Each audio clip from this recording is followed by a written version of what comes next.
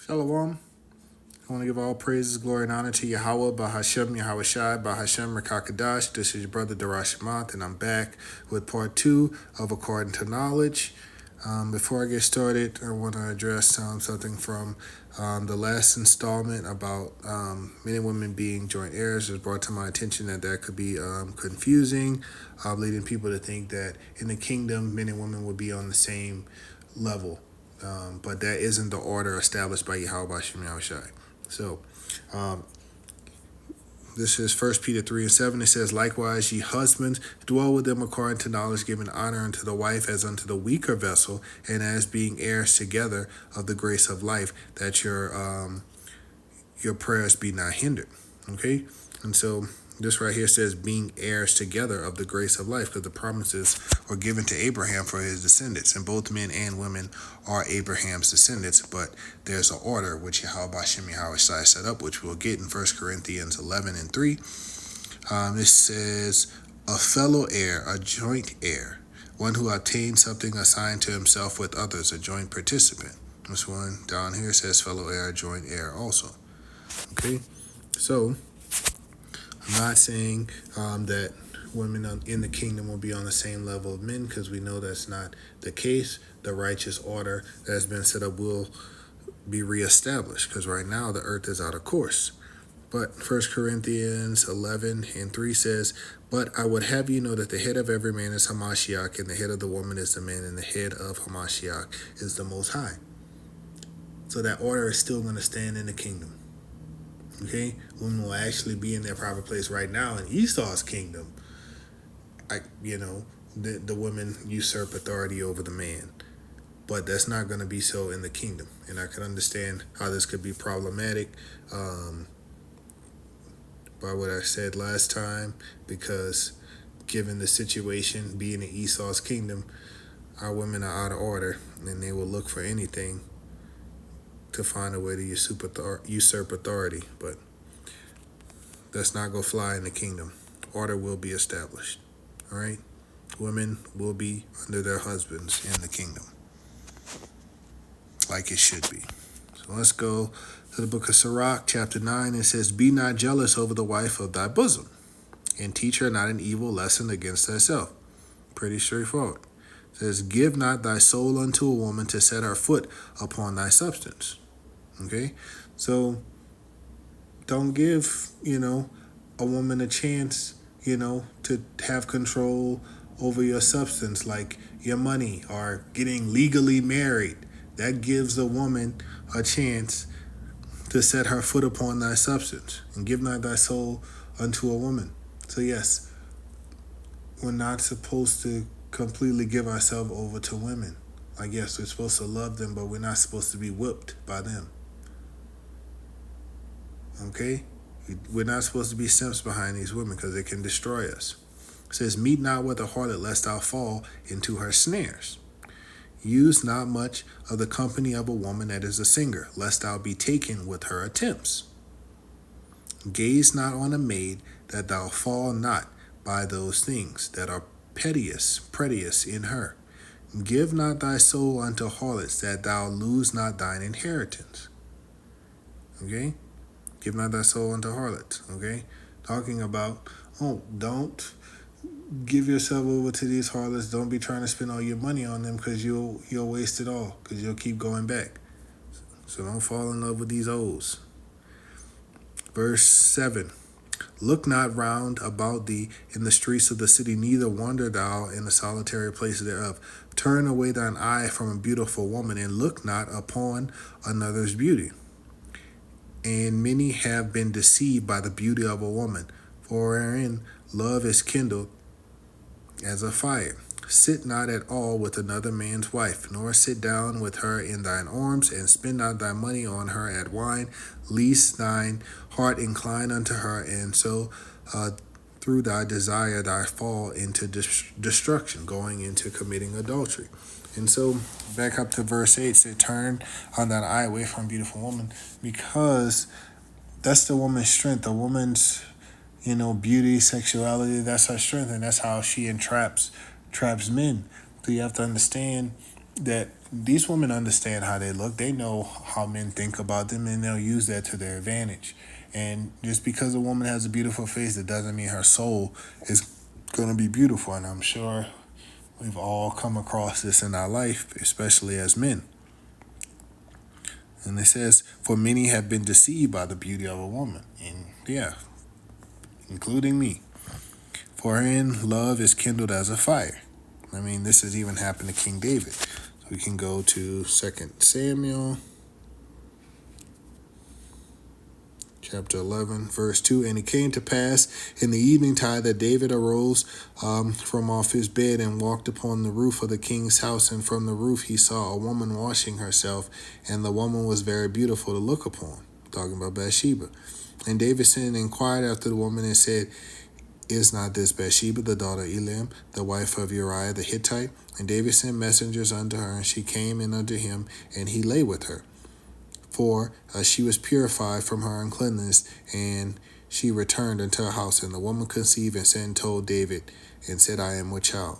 So now, this is a very beautiful woman. She's taking a bath, and she knows that the king can see her from where he, normally is standing. So we can't just say, oh, this was just all on David. No, the woman set this up too. She took part in it. She was a beautiful woman. David was a high status, high value man, as you would say today, and she was trying to get him, and she got him. So don't be deceived by a beautiful woman. They'll draw you in. Let's go back to the book of Sirach. Let's go to Sirach chapter 26, verse 23. And it says, a wicked woman is given as a portion to a wicked man, but a godly woman is given to him that feareth the Most High. Okay? And so we've all been wicked before we came into this truth. And I'm sure we encountered many wicked women. And now that we made this change, that woman might still be in our life. She might be on her way out. And maybe Yahweh Shem Yahushai has a decent woman ready for you, or maybe you already have one. Whatever the situation is. Thing is, you have to stay strong in this truth. Okay? Don't get caught up with these women. You have to stay on your path regardless if the women you're around are wicked or not. Okay? But we've all been wicked. But now that we know this truth, we just pray in Yahweh Shem Yahushai will give you a godly woman if it's for you. If not, then be like Paul and wait until Isaiah 4:1 comes to pass.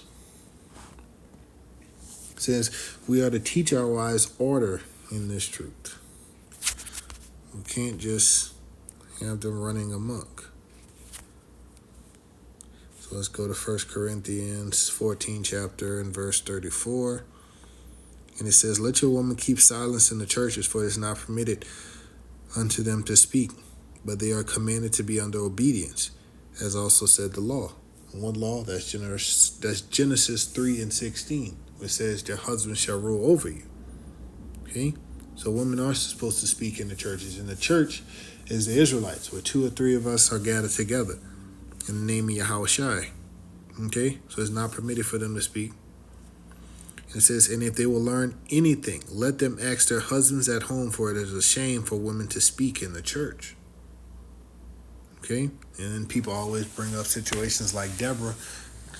Deborah wasn't the leader, because if you look in the book of Hebrews, you'll see that Barak is listed there when it's going through the judges. Okay? Deborah was set up to put those men who kept going off to shame. But let's go back to the book of Sirach, chapter 25 and verse 25. And it says, give the water no passage, neither a wicked woman liberty to gad abroad. So A man is supposed to demonstrate some type of control, some order in his house over his woman. And that's really, really hard to do today because of what the serpent has done to the minds of our women and even to the minds of our men. So, like, we literally live in the upside down. And women think, oh, control, when you're trying to control me and everything is so bad, but it's actually for the best, lest the woman destroy herself, like so many of our women have already today, because they don't have that proper guidance. Women weren't set up to just freely neely just, you know, gallop about the world. That's not okay. Women destroy themselves in that way, even though they might like the liberty, but the end result. I mean, you can look at. I saw something today. I think it's like 4 or 5 women in like the adult industry have offed themselves this year. They were given liberty to gad abroad, and they did too much, and I'm not sure what was going on in their mind, but they decided to exit the world. And that's judgment. Verse 26, if she go not as thou wouldest have her, cut her off from thy flesh, and give her a bill of divorce, and let her go. And so this is farther telling you that the man is supposed to have authority over the woman. And she is supposed to go as he would have her. He's supposed to follow his instructions. Okay? And like you would see in the book of 1 Peter, 1 Peter 3, 1 through 6, you will see that it wasn't about whether or not the man was in the truth or not. If that's your husband, you're supposed to listen to him. Period. And so that goes for women both in the truth and out the truth. The husband is the head and he's the leader, and you're supposed to follow him. It says, so if she go not as thou wouldst have her, cut her off from thy flesh, and give her a bill of divorce, and let her go. And so this isn't just saying, oh, if y'all, have an argument or something, that's a reason to just let her go. No, it's more so going into like what you see in Corinthians, like if you have an unbelieving wife and she wants to leave, then, you let her go. Because Yahweh Shai wants peace, or if this woman is hindering the truth or hindering you from going out on the highways and byways or stuff like that, or just, making life like a living hell for you, then yeah.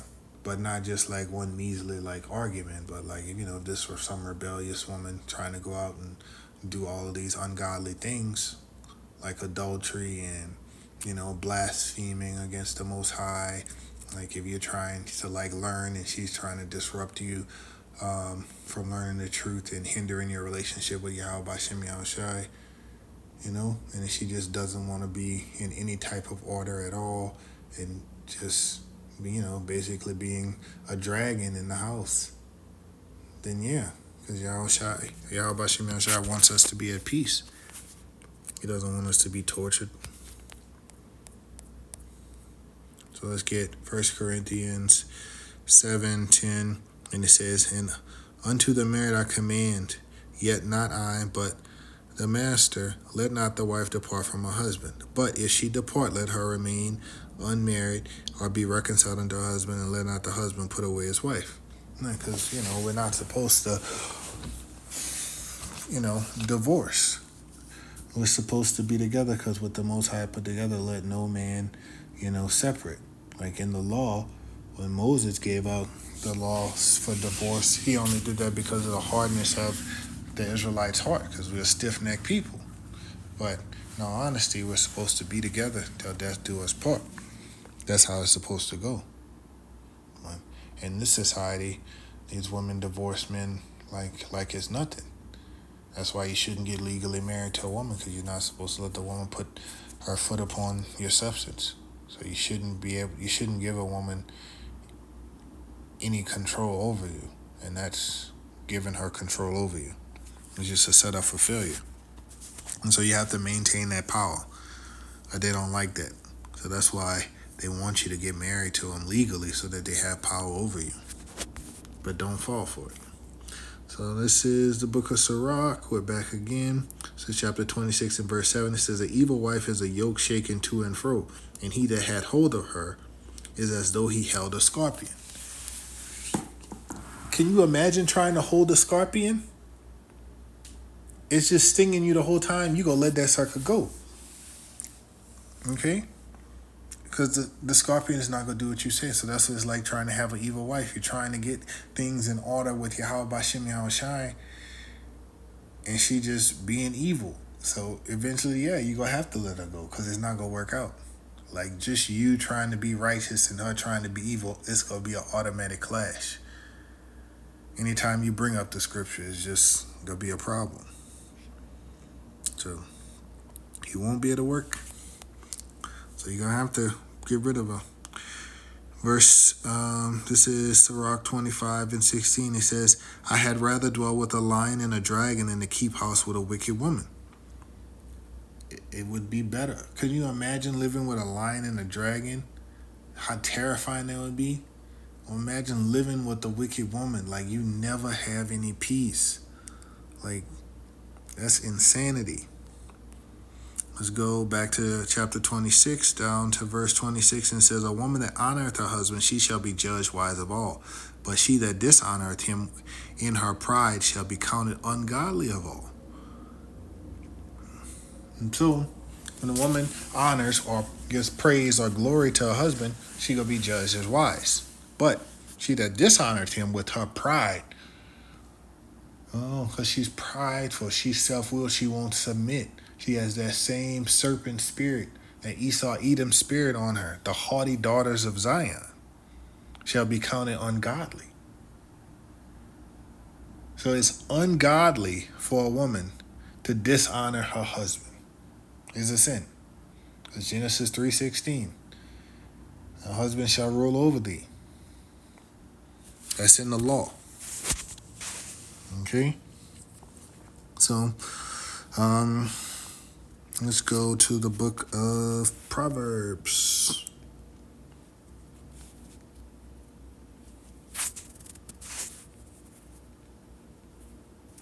This is Proverbs chapter 31 and verse 10, the description of a worthy woman. It says, "Who can find a virtuous woman? For her price is far above rubies." And this is especially goes for today, because it's really, really hard to find a virtuous woman. So let's see what virtuous means. Strength, mighty, efficient, wealthy, army.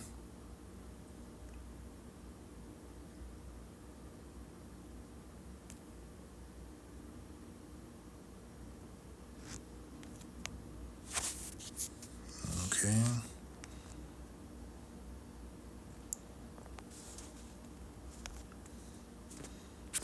Let's go to the etymology online and look up virtuous.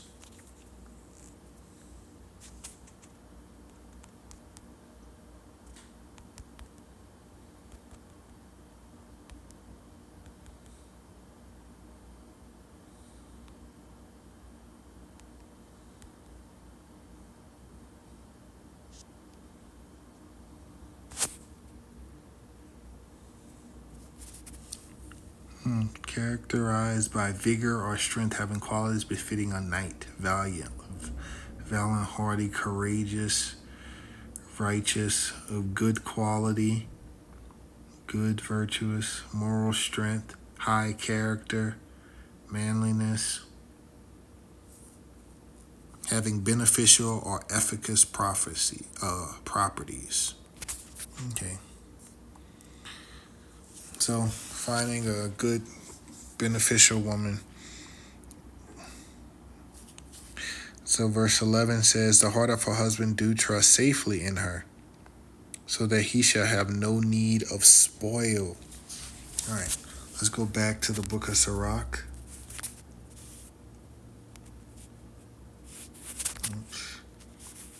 Sirach 26 and verse 1, and it says, "Blessed is the man that hath a virtuous wife, for the number of his days shall be doubled." Why? Because he's not living with a wicked woman that's terrorizing him all the time. And she is actually adding to his life, not taking away. A virtuous woman rejoiceth her husband, and he shall fulfill the years of his life in peace. You have peace with a virtuous woman. A good wife is a good portion, which shall be given to the portion of them that fear Yahweh. So if you fear Yahweh, you will get one. You'll get a good wife in due time. Even if it's, in the kingdom, you go get one. His word never fails us. It never will. Let's go to Sirach chapter 36, verse 24. It says that he that getteth a wife beginneth a possession, a help like unto himself, a pillar of rest. So first off, a woman is a possession to her husband. First to the father, then to the husband. Okay? And then like a help unto himself, because the woman is the helpmate. That's what she was designed for. And a pillar of rest. It's supposed to be comfort to him. A place of rest. Not a scorpion that he has on hold of. Let's go back to verse 20, chapter 25 to 25 and 23. And it says, a wicked woman abateth the courage and maketh a heavy countenance and a wounded heart. A woman that will not comfort her husband in distress maketh weak hands and feeble knees. So this is showing you the opposite. So if a virtuous woman gives all of these qualities to a husband, that he don't need spoil, that he'll have, like a long, full life, he'll be at peace. What do you think a wicked woman does? She takes all those things away from him. She kills his courage, gives him a heavy countenance, wounds his heart with her words.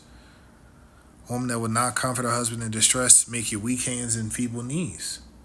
She just makes everything worse. You go out and you deal with the world and you come home to the wicked woman.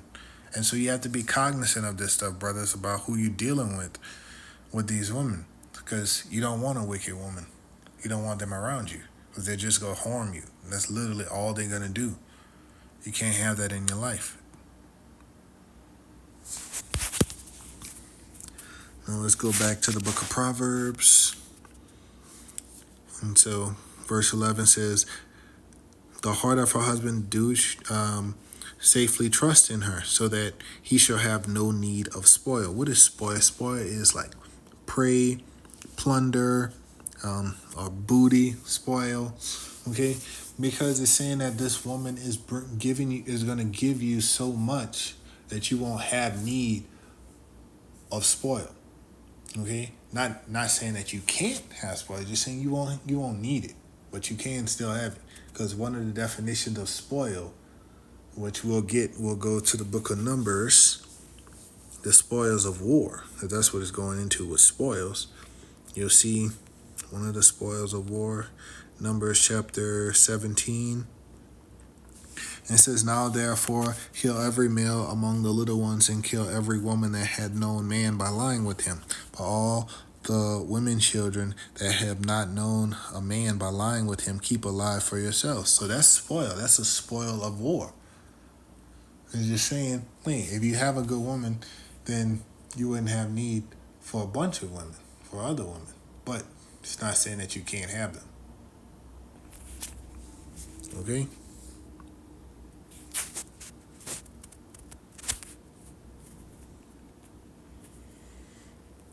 Verse 12, she will do him good and not evil all the days of her life. She seeketh wool and flax and worketh willingly with her hands. She is like the merchant ships. She bringeth her food from afar. She rideth also while it is yet night, and giveth meat to her household, and a portion to her maidens. She considereth the field and buyeth it. With the fruit of her hands she planteth a vineyard. So this Proverbs 31 woman is a working woman.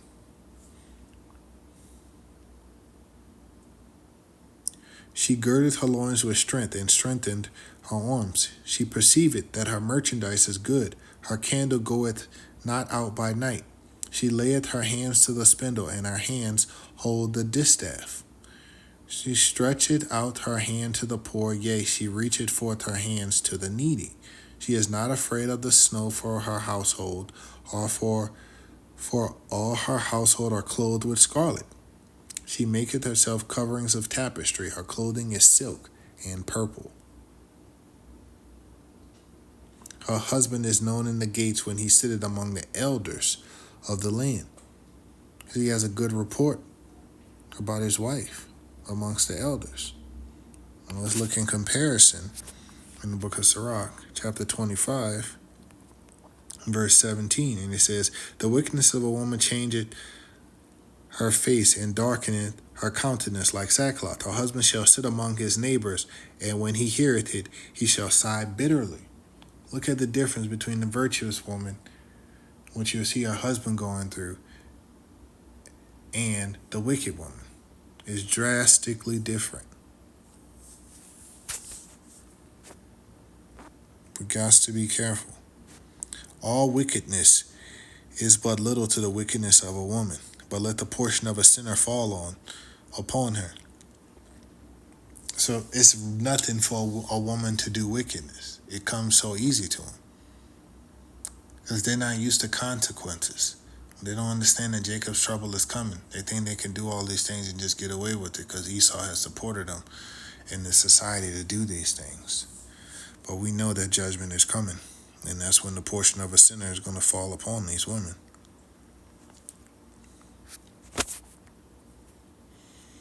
So let's go to verse 24.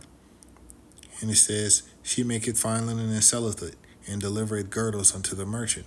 Strength and honor are her clothing, and she shall rejoice in time to come. She openeth her mouth with wisdom, and her tongue is the law of kindness. She looketh well to the ways of her household, and eateth not the bread of idleness. So notice in this woman isn't looking to do things for herself. She's looking to take care of her family and her husband. And if you look farther in the scripture, forget exactly where it's at, but it says, she who lives in pleasure is dead while she liveth. This woman isn't living in pleasure. Verse 25 says, strength and honor her clothing, and she shall rejoice in time to come. Not right now. He's saying in time to come. Well, just like the prophets, the men are out there working for their goal, building up treasure in heaven. That's also what the virtuous woman would be doing, not down here trying to live in pleasure.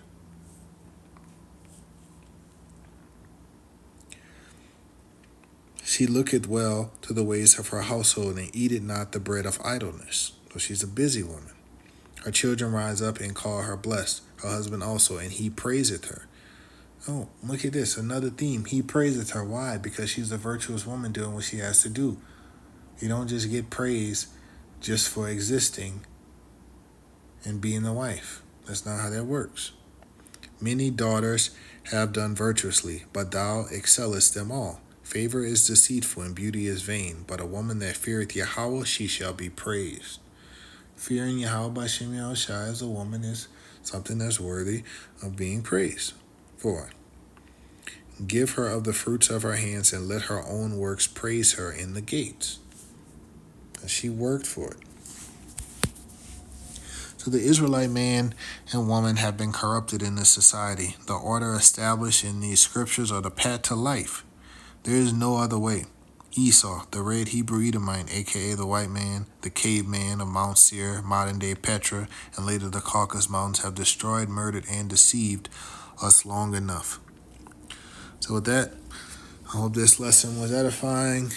And I want to give all praises, glory, and honor to Yahweh, Bahashem, Yahweh Shai, Bahashem, Rakakadash, and double honors to the elders and apostles at Great Millstone. Shalom.